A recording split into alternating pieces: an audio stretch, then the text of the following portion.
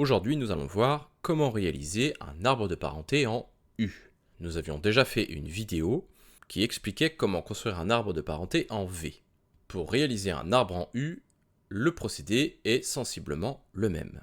Pour commencer, il vous faut une matrice de caractères avec des espèces et des caractères physiques à placer. Si le tableau possède déjà les croix qui permettent de matérialiser ce que possède chaque être vivant, donc ici on peut constater que la taupe possède des yeux, un squelette interne et des poils.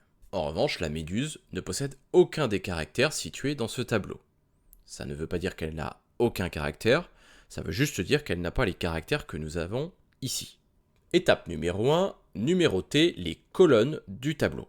C'est-à-dire que vous allez mettre un chiffre en face de chaque colonne du tableau. Il va falloir compter les croix et mettre un numéro au-dessus de la colonne.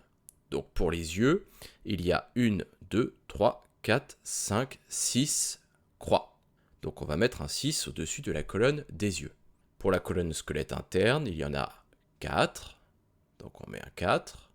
Pour la colonne squelette externe, il y en a 1. Pour la colonne écaille, 2. Et pour la colonne poil, 2.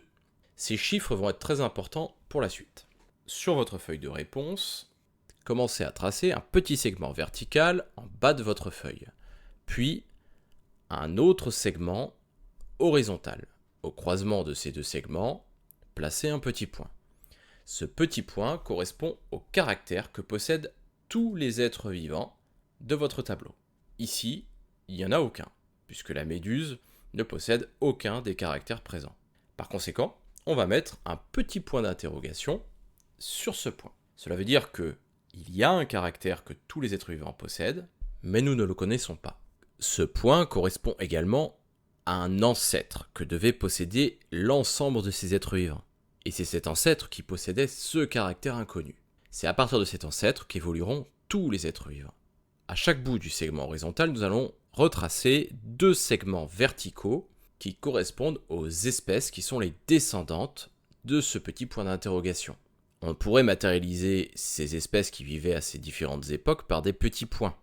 Et si on montait jusqu'en haut de notre arbre, on trouverait les espèces qui vivent actuellement sur Terre et qui sont les descendantes de cet ancêtre commun. En l'occurrence, on pourrait notamment mettre la méduse, puisqu'on sait qu'elle ne possède aucun autre caractère du tableau. En revanche, du côté droite de l'arbre, il va falloir placer un nouveau caractère. On va donc réaliser une fourche, placer un petit point, et il va falloir nommer ce petit point, c'est-à-dire nommer le caractère que l'on va placer ici. Pour cela, on va regarder notre tableau. On avait numéroté les colonnes, et les numéros vont nous aider.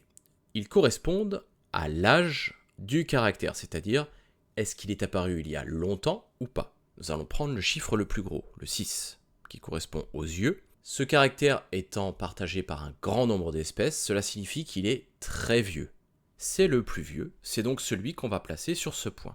Tous les êtres vivants qui seront au-dessus de ce point posséderont obligatoirement des yeux. Voilà pourquoi la méduse n'est pas reliée à ce point. Elle est reliée au point d'interrogation, parce qu'elle ne possède aucun œil. Nous pouvons ensuite réaliser la fourche suivante. Le caractère qui sera placé sur ce point correspondra à la deuxième colonne, la plus grosse. Avec le chiffre 4, c'est la colonne squelette interne qui gagne. Nous allons donc placer squelette interne sur ce point. Je vous conseille de faire une petite encoche au-dessus du chiffre pour signifier que vous avez placé ces deux caractères. Cela vous permet de savoir où vous en êtes dans votre tableau. Le troisième caractère le plus important, c'est le chiffre 2, mais il y a à la fois écaille et poil. Lorsqu'on regarde ces deux colonnes, on voit bien qu'il n'y a pas les mêmes espèces à l'intérieur. La taupe et l'homme ont des poils, tandis que les écailles sont pour la poule et le brachiosaure. Cela signifie qu'ils ne sont pas sur les mêmes branches. Par conséquent, sur notre arbre, nous allons réaliser une fourche à gauche, une fourche à droite. Nous pouvons ensuite placer poil et écaille. J'ai mis poil à gauche, écaille à droite, j'aurais pu faire l'inverse, ça n'a pas d'importance. Du moment qu'ils sont au-dessus squelette interne, tout va bien. Il ne me reste plus qu'à placer squelette externe, une croix, mais attention, ici on a un problème. Pour ce qui est de poil, écaille, squelette interne, à chaque fois, les animaux qui possédaient ces caractères possédaient également le caractère qui était en dessous. Quand j'ai placé squelette interne, je vois bien que la taupe possédait des yeux, pas de problème. Quand j'ai placé les poils, la taupe possédait bien un squelette interne. Quand j'ai placé écaille, même chose, la poule possédait un squelette interne. Mais si je veux placer squelette externe, je vois bien que l'abeille n'a pas de squelette interne. Elle a des yeux, mais elle n'a pas de squelette interne. Par conséquent, sur mon arbre, il va falloir que je crée une nouvelle branche. Cette branche sera au-dessus des yeux, et on y trouvera l'ancêtre de tous les animaux qui possédaient un squelette externe. Il va donc falloir que je fasse un point. Néanmoins, je ne vais pas faire de fourche, je vais juste faire un trait vertical. Pourquoi ? Tout simplement parce qu'il n'y a que l'abeille dans mon tableau qui possède un squelette externe. Je vais ensuite pouvoir placer mes espèces. Je peux rayer méduse et abeille, que j'ai déjà placées, et il me reste à placer les autres. Je peux les prendre dans n'importe quel sens, il n'y a pas d'importance, et je vais placer l'animal au-dessus de son caractère le plus petit. Si je prends la taupe, par exemple, elle a des yeux, un squelette interne et des poils. Son caractère le plus petit, c'est poil avec 2 croix, donc je vais placer la taupe au-dessus de poil. Je peux la mettre sur la branche de droite ou la branche de gauche, et il n'y a pas d'importance du moment qu'elle se trouve au-dessus de poil. Pour ce qui est de l'homme, c'est la même chose. Son caractère le plus petit, c'est poil.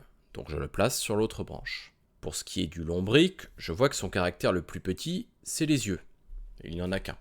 Donc c'est lui qui doit probablement se placer sur cette branche-là. Pour ce qui est de la poule, son caractère le plus petit, c'est écaille, avec 2 croix. Donc je la place au-dessus du point écaille. Et enfin le brachiosaure, son caractère le plus petit, c'est écaille également, donc je le place au-dessus d'écaille. En revanche, je lui fais une branche un peu plus petite que les autres, puisque le brachiosaure est un animal aujourd'hui disparu, ça n'existe pas en 2024, donc je le fais disparaître un peu avant.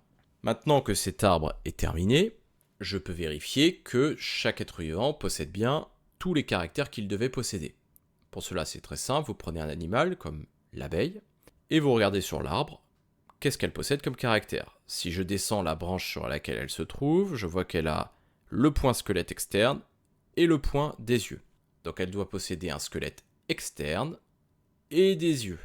Je vois que dans le tableau, c'est correct. Avec un arbre de parenté de ce type, je pourrais ensuite vous poser une question du type « Quel est l'animal le plus proche de la taupe ?»